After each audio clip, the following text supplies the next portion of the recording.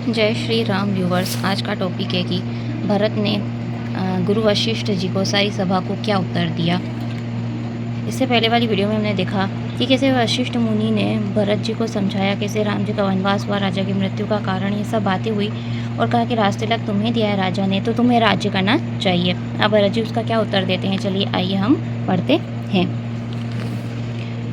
भरत जी कहते हैं कि गुरु, पिता, माता, स्वामी, मित्र की वाणी को सुनकर उसे अच्छी जानकर प्रसन्न मन से करना चाहिए। उचित अनुचित का विचार करने से धर्म का नाश होता है और सिर पर पाप का बोझ होता है। आप सब लोग मेरी एक प्रार्थना सुनिए, फिर मुझे उचित शिक्षा दीजिएगा। मैं उत्तर देता हूँ, उस अपराध को क्षमा कीजिएगा। क्योंकि साधु पुरुष दुखियों के दोषों और गुणों को नहीं गिनते हैं। पिताजी स्वर्ग में हैं, सीताराम जी वन में हैं और आप मुझे राज करने के लिए कह रहे हैं। इसमें आप मेरा कल्याण समझते हैं या अपना बड़ा काम? मेरा भला तो सीतापति राम जी की सेवा में उसकी माता की कुटिलता ने छीन लिया है। मेरे अपने मन में भली प्रकार के समझकर देख लिया, दूसरे किसी उपाय से मेरा भला नहीं है। लक्ष्मण, राम जी और जानकी जी के चरणों को देखे बिना अशोक समाज रूपी यह राज्य किस गिनती में है। इस प्रकार से भरत जी कहते हैं कि आप मुझे राज्य करने के लिए कह रहे हैं, परंतु मेरा तो सीताराम जी की सेवा करना ही धर्म है। मुझे आज्ञा दीजिए कि मैं राम जी के पास जाऊं। एक ही बात का मेरा कल्याण है। मुझे राजा बनाकर आप अपना भला चाहते हैं, जो आप स्नेह और अज्ञान के वश में ही कह रहे हैं। इस प्रकार से कहते हैं भरत जी कि मेरे समान कौन सा पापात्मा है जिसके कारण सीताराम जी का वनवास हुआ है।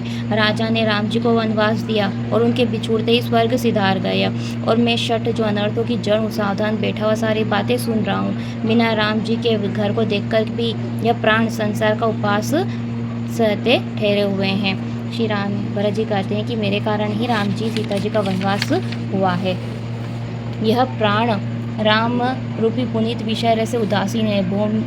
लोभी, भूमि और भोग के भूखे। मैं अपने हृदय की कठोरता कहाँ तक कहूँ, जिसने ब्रज की कठोरता का भी निरादर करके बढ़ाई पाई है। राम जी लक्ष्मण सीता जी को वन दिया। आप कहते हैं कि केकई ने तो राम का लक्ष्मण सीता को वन दिया, देवलोक भेजकर पति का हित किया और संवेदत्व अपयश लिया, प्रजा को शोक दिया, दुख दिया और मुझे सुख दिया, सुंदर यश दिया, उत्तम राज्य दिया। केकई ने तो सबका काम बना दिया है। इससे बढ़कर के मेरा भला और क्या होगा? उस पर भी आप मुझे राजतिलक देने के लिए कह रहे हैं। ये ऐसी बातें आप क्यों कर रहे हैं? इस प्रकार से भरत सभी को उत्तर देते हैं। कुमाता समेत मुझे छोड़कर कहो, कौन कहेगा कि यह काम भला किया गया है? चर अचर जीवों में मेरे सिवा ऐसा कौन है जिससे सीताराम जी प्राण प्यारे नहीं हैं? भरत जी कह रहे हैं कि मुझे और मेरी माता को छोड़ करके कोई भी यह काम भला नहीं कह सकता है कि यह काम अच्छा है। जो बड़ी हानि है उसी में सबको बड़ा लाभ दिख पड़ रहा है। मेरे भी बुरे दिन हैं, किसी का दोष नहीं है। आप सब लोग संशयशील स्नेह के वश में हैं, जो कहें सभी उचित ही है। राम जी की माता तो बड़ी सरल हृदय है, उनकी तो मुझ पर बहुत अधिक प्रीति है। स्वाभाविक स्नेहवश मेरी दीनता देखकर वे ऐसा कुछ कहती हैं। गुरु जी ज्ञान के समुद्र हैं, सारा संसार जानता है। संपूर्ण जगत उनके लिए हाथ पर रखे हुए बेर के समान है। वे भी राजतिलक के लिए साथ सजा रहे हैं। सत्य है कि विधाता के प्रतिकूल होने से सब विमुख हो जाता है। जगत में राम जी सीता जी को छोड़ करके कोई भी यह नहीं कहेगा कि इस अनर्थ में मेरी सलाह नहीं है। मैं वह सब सुख मान करके सुनूंगा, सहूंगा, क्योंकि अंत में कीच वहीं होता है जहाँ पानी होता है।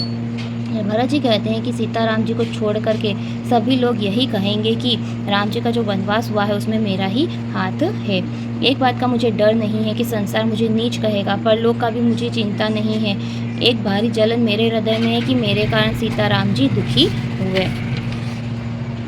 जीने का उत्तम लाभ तो लक्ष्मण ने पाया, जिसने सब कुछ छोड़ छाड़ कर राम जी के चरणों में मन लगाया। मेरा जन्म तो राम जी के बन जाने के निर्मित हुआ है। मैं अभागा मिथ्या ही पछताता हूँ। सबको सिर नवाकर मैं अपनी दारुण दीनता कहता हूँ, राम जी के चरणों के देखे बिना मेरी जी की जलन नहीं जाएगी। दूसरा उपाय मुझे नहीं सूझता। राम जी के बिना कौन मेरी जी की बात को जान सकता है? मैं निश्चय ही कहता हूँ, प्रातःकाल प्रभु राम जी के पास चल दूंगा। मैं यद्यपि खोटा हूँ, अपराधी हूँ, मेरे ही कारण सब उपद्रव हुआ है, तो अभी शरण जाने पर सन्मुख देख करके अपराध क्षमा करेंगे और मुझ पर विशेष ही दया करेंगे। क्योंकि राम जी तो शील, संकोच, सुंदर, सीधे स्वभाव, कृपा और स्नेह के स्थान है। श्री रामचंद्र जी ने शत्रु के साथ भी बुराई नहीं की है। फिर मैं तो बालक हूँ, यद्यपि उनके प्रतिकूल हूँ। आप पंच लोग भी मेरी भलाई मान करके मधुरवाणी से आज्ञा दीजिए, आशीर्वाद दीजिए, जिससे मेरी प्रार्थना सुन करके मुझे अपना दास जान करके फिर अपनी राजधानी को लौट आवे।